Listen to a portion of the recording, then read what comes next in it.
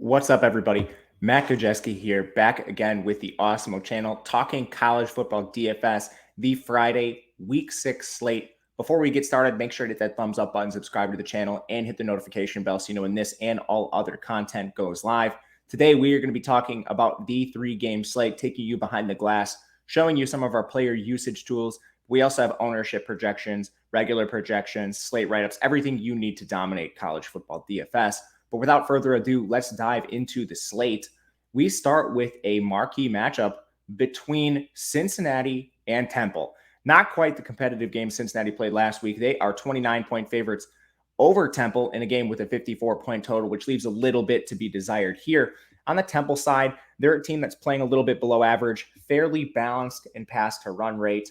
The same thing can be said about Cincinnati. Their pass rate's actually been elevated a little bit with a few close games, mainly just Indiana and Notre Dame. But on the Temple side, former Georgia quarterback Dwan Mathis is going to be the signal caller. He has been a little bit disappointing in his time with Temple to start the year, completing just 62% of his passes, 7.3 yards per attempt. He's averaging 251 yards per game on 34 attempts, which is pretty solid here. He's had at least 292 yards in 2 of his 3 starts this year. It's just that he's going up against Cincinnati's elite defense here, and their implied team total is just 12.5. So even though Mathis has been a beneficiary of a pass-heavy offense, how much do we really want of this Temple team at all? My argument is not much. To the run game, similar here. They're using a timeshare with Edward Sadie, Tavion Ruley, and Ravon Bonner was actually listed as the direct backup to Sadie this week, so we're expecting a larger workload from Bonner, but 3 to 4 backs are going to be active in this game. And Sadie's the leader. He's only averaging 10.4 touches per game, 33 rushing yards. Leaves a lot to be desired. In the run game, there are some options here because Temple does throw the ball a lot. I think you can run one of these receivers back in Cincinnati stacks. The wide receiver 1 has been Randall Jones, but he's been out the last 2 weeks. He's questionable to play here. And if he is active, he's somebody we can look to with some confidence, but he's a little bit more expensive. If you want some other full-time receivers in the offense, Jaden Blue's also been battling an injury, but he played through it last week, saw 12 targets. He's 3,800 in my preference. He actually led their team in receiving yards last year. You're going to see a lot of targets from Blue at a very cheap price at 3,800 on DraftKings.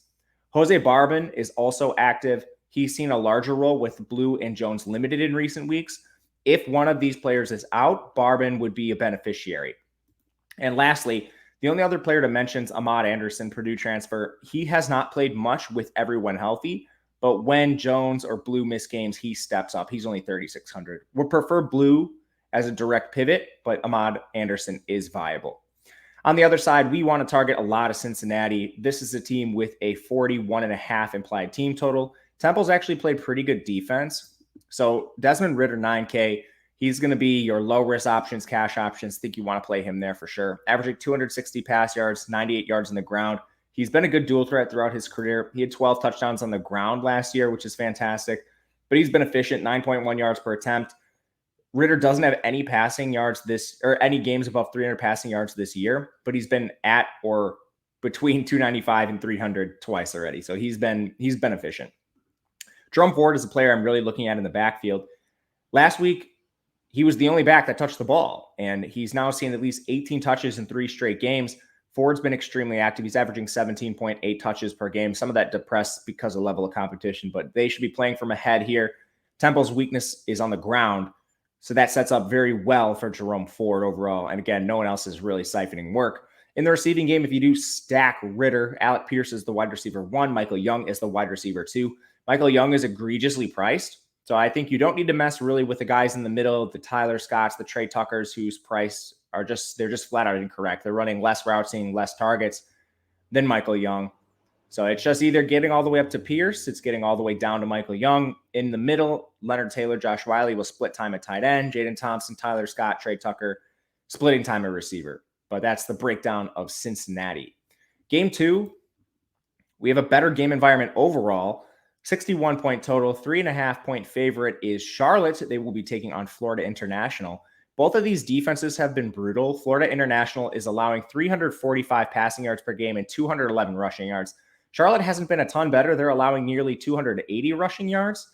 So this game projects to score a lot of points, as the total indicates. Both teams are fairly slow. Charlotte is much run heavier than Florida International, which we'll get to. But even with their run heavy nature, Chris Reynolds at quarterback for Charlotte is a great dual threat. He has 169 rushing yards already this year. Charlotte played an abbreviated season last year, but you go back the year before, Chris Reynolds registered 791 rushing yards. This guy is a good dual threat quarterback. They're not a pass-heavy offense, and he doesn't have much of a ceiling through the air, but that rushing floor gives you very nice upside. He eclipsed 300 yards passing in 2 of his 5 games this year, but they were competitive spots, so you're hoping Florida International can keep this competitive. There is upside with Reynolds if you want to target him. In the run game, it's basically a 2-man committee between Shadrack Bird and Calvin Camp. Camp has been more efficient on less touches, but Bird is more active in the pass game. They're appropriately priced. I think you can play either of them in GPPs. Again, FIU's run defense does not scare you. Both are viable. Would prefer Bird because he's slightly more active in the pass game. In the receiving room, it's basically just Victor Tucker and Grant Dubose handling all the work. Dubose has been more efficient. He has 390 receiving yards to Tucker's 340, but Tucker has been more targeted. Of late, that shifted slightly, but I think you can buy low on Tucker here as the slightly cheaper receiver. But either way, these guys are both stackable with Chris Reynolds. Behind him, there's not a ton to talk about. These receivers aren't targeted as much, but if you're looking for the third receiver, tight end Taylor Thompson has been on the field 64% of routes. Carrier and Elijah Spencer are splitting time. Probably not going to get much of them. For Florida International, they've played a little better than expected this year. Max Bortenschlager is their quarterback. He's not mobile whatsoever, so he needs to overcome his negative rushing with passing volume, and he has done that to some degree. They're averaging 29 attempts per game with Bortenschlager. He's currently averaging 274 passing yards per game, shown pretty good efficiency, 9.5 yards per attempt. He's been at or eclipsed 259 passing yards in 4 of his 5 games this year. The opponents he faced were Long Island, Texas State, Central Michigan, and FAU.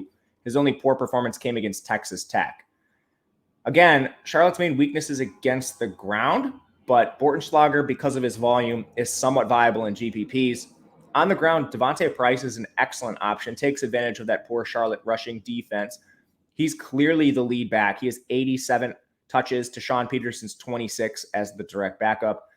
They haven't really used a backup running back very much in recent weeks. Peterson, Lexington Joseph, EJ Williams, none of them are seeing volume. And Devontae Price is active in the pass game. He has 11 targets this year, another 65 receiving yards. He's a strong play at 6,500, active in all game scripts. In the receiving room, Tyrese Chambers is the wide receiver 1. He's averaging 7 targets per game in the last 4, averaging 94 receiving yards per game. So he's been extremely efficient. A little bit expensive for Tyrese Chambers, but certainly viable.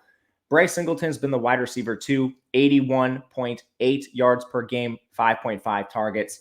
These are your top 2 options here, but he's also taken a slight step back in recent weeks with Shamar Thornton healthy. Thornton's now appeared in 2 games.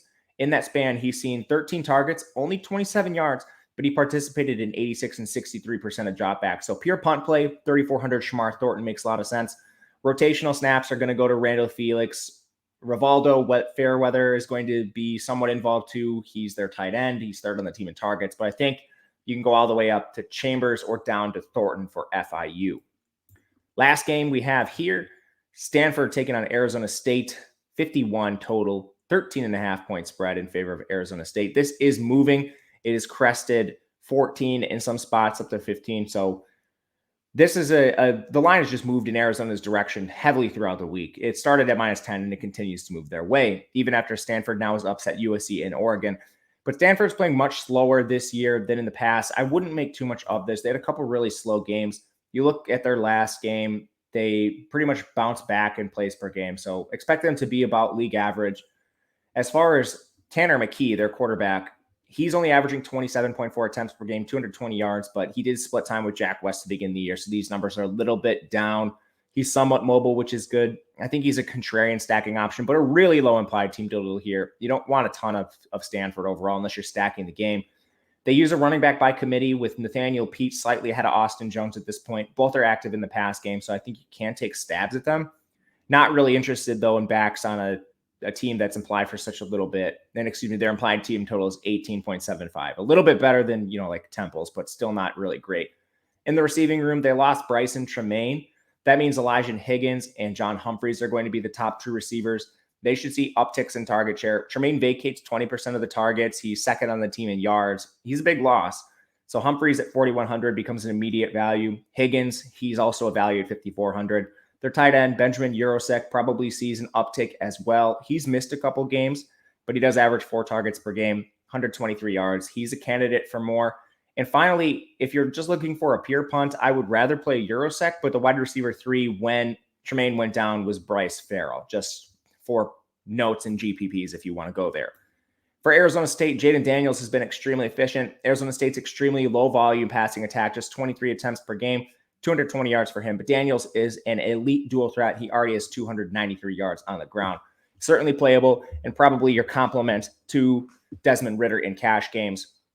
Among running backs, we saw DeMonte Trayanum return to the backfield last week after injury. 16 carries for him, extremely efficient. He will complement Rachaad White, whose best skill set is his pass game involvement. He actually leads the team in targets. He has 225 receiving yards as well, which is second on the team. These guys will split the backfield almost 1-for-1, but Rachaad White does have that elite backfield role coming in the pass game. DeMonte Trayanum, his role on the ground against the Stanford team, allowing 215 yards per game, though. He's going to be a really strong value, 5,500. Expect a lot of him in cash builds. In the receiving room, they lost Johnny Wilson, who among receivers was actually their leader in targets. So he's going to vacate a 19% target share, healthy amount of the yardage. Ricky Pearsall will function as the wide receiver 1 now. He is the team leader in overall yardage. His target share should bump up. It's a low volume passing attack, but Pearsall at 6,200 is worth a look. Behind him, you're going to see a little bit of a wide receiver rotation. Arizona State has not been consistent, but Curtis Hodges has been the next most consistent pass catcher. He has a 77% route rate. And then from there, it's probably Andre Johnson, Brian Thompson, LV Bunkley, Shelton, all rotating in and out of the lineup. Those are just dart throws. I think you want to focus on Pearsall and Hodges overall. But that will do it for our 3-game Friday slate. Thank you guys for watching. Appreciate you all being here. We'll be back with the main slate tomorrow. Make sure to check out our Live Before Locks. Leave a comment. Let me know your favorite play. Otherwise, thank you guys for watching. I'm Matt Gajewski on Twitter at Matt_Gajewski. We will see you guys again next time.